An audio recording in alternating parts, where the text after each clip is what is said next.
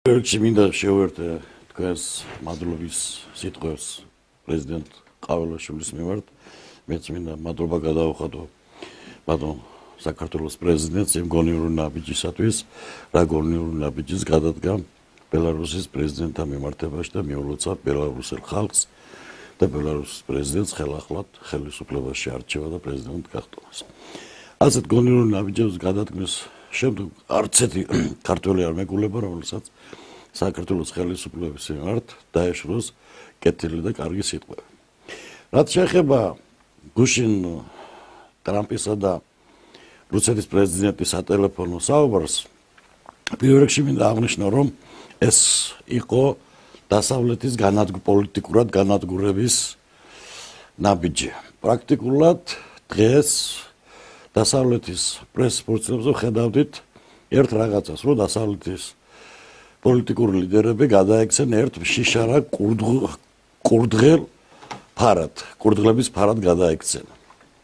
ჩვენ დავინახეთ ერთი რამ, რომ გუშინ სატელეფონო საუბრისას რუსეთის პრეზიდენტმა და ამერიკის პრეზიდენტმა გადაწყვეტეს ერთი რამ, რომ ისინი გადაწყვეტენ უკრაინის ბედს, სადაც არ იქნება მონაწილეობას ვერ მიიღებს ვერც უკრაინა და ასევე ვერ მიიღებენ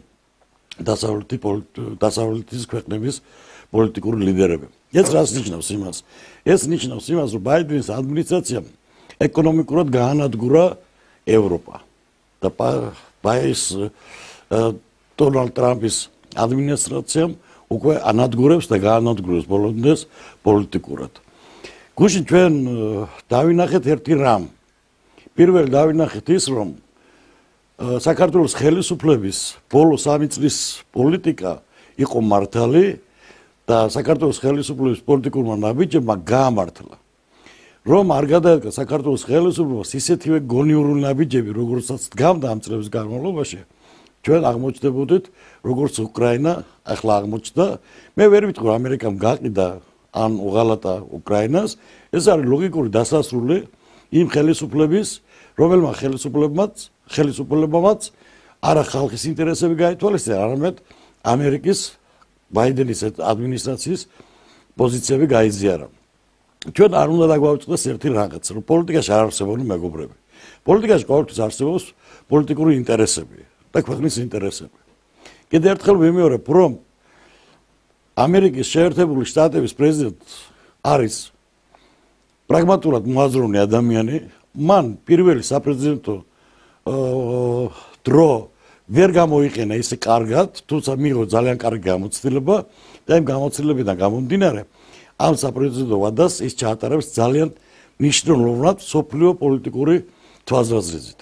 ეხლა მე მაინტერესებს, სად არის ჩვენი პატრიოტები, პოლიტიკოსები. ეხლა ვუყურეთ, ამერიკაში ორი გიგანტი მილიარდელი მართავს ამერიკას. ეს არის მასკი და ეს არის დონალდ ტრამპი. რატო არ გამოდიან ნაცები, ნაცხროვის შთამომავლები, მათი ხროვა და რატო არ ამბობენ, რომ ოლიგარქია მართავს ამერიკას.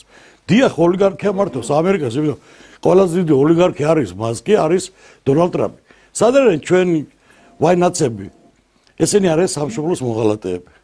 ამათ უნდა მოეთხოვოთ პასუხი. მე მაგალითად ვურჩევდი ხელისუფლებას, რომ თითოეულ მათ ლიდერზე აღიძრას სისხლის სამართლის საქმე, სამშობლოს ღალატისა და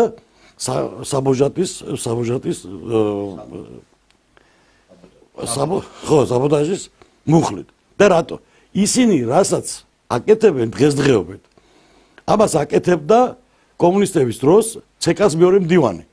ანუ როგორ მოსკოვი, კრემლი ნიშნავდა ცეკას მეორე მდივანად მის წარმომადგენელს, ანუ ეს იყო თვალი და ყური საქართველოს ხელისუფლებაში და იმას ჩაქონდა ენები, ამას უხეშად რო ვთქვათ, არ მინდა ის სიტყვა გავიმიორო. დღეს ჩვენი ეგრეთ წოდებული ოპოზიცია ზუსტად ამას ჩაზდის. ჩადიან, ჩააქვთ უზარმაზარი ფული დასავლეთში, თითოეულ პარლამენტარს მოისყიდიან და აკეთებენ რაღაც ისეთ ბინძურ განცხადებას, რომელსაც ევროსაბჭოს სახელით აკეთებენ მერე ამ განცხადებებს.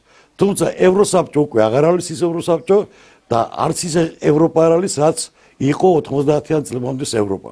პრაქტიკულად მე მაინტერესებს რომ ეხლა გამოდიან და ევროპელ პოლიტიკოსები აცხადებენ რომ არა ევროპა უნდა დაჯდეს მოლაპარაკების კავზე უკრაინასთან ერთად და უკრაინის მედიოდა გადავწყვიტოთ ჩვენ ყველამ ერთად. ვის უნდა დავჯეს ტრამპმა სასაუბროდ შოლცს? რომელ ლიდერს უნდა რომელ ლიდერთან ერთად უნდა დასხდეს ტრამპი და მას ესაუბროს. ასე რომ დავასრულებ ორი სიტყვით, მინდა ვთქვა რომ გუშინ ტრამპმა დაასრულა ევროპა როგორც ევროპული პოლიტიკა.